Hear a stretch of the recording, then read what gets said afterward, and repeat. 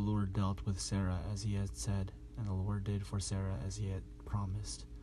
Sarah conceived and bore Abraham a son in his old age, at the time of which God had spoken to him. Abraham gave the name Isaac to his son, whom Sarah bore him. And Abraham circumcised his son Isaac when he was 8 days old, as God had commanded him.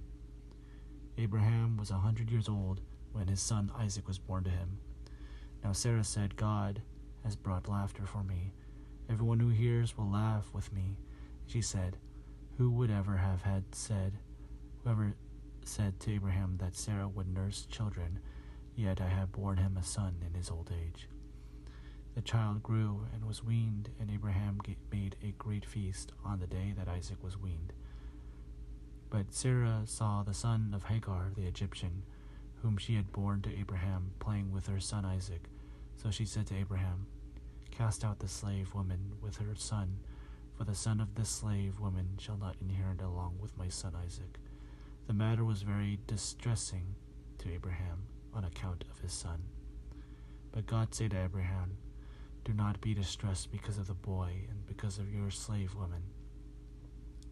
Whatever Sarah says to you, do as she tells you, for it is through Isaac that offspring shall be named for you. As for the son of the slave woman, I will make a nation of him also, because he is your offspring. So Abraham rose early in the morning and took bread and a skin of water and gave it to Hagar, putting it on her shoulder along with the child, and sent her away. And she departed and wandered about in the wilderness of Beersheba. When the water in the skin was gone, she cast the child under one of the bushes.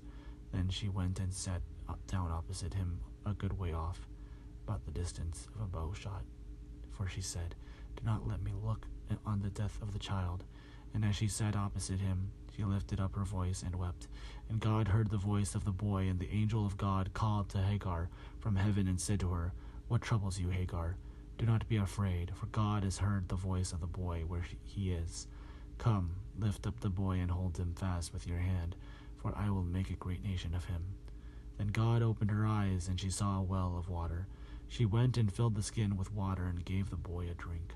God was with the boy, and he grew up. He lived in the wilderness and became an expert with the bow. He lived in the wilderness of Padan, and his mother got a wife for him from the land of Egypt. At the time, Abimelech with Phicol, the commander of his army, said to Abraham, God is with you in all that you do. Now therefore swear to me, here, by God, that you will not deal falsely with me, or with my offspring, or with my posterity, but as I have dealt royally with you.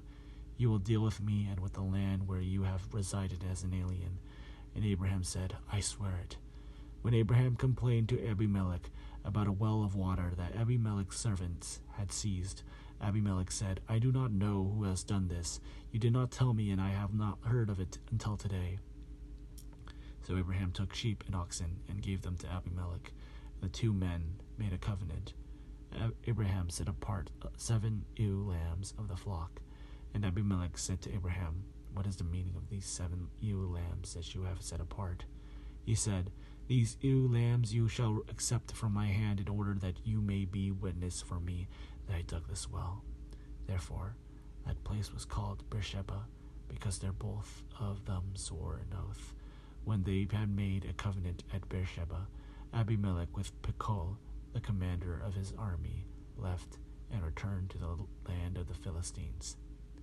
Abraham planted a tamarisk tree in Beersheba, and they're called on the name of the Lord, the everlasting God. And Abraham resided as an alien many days in the land of the Philistines.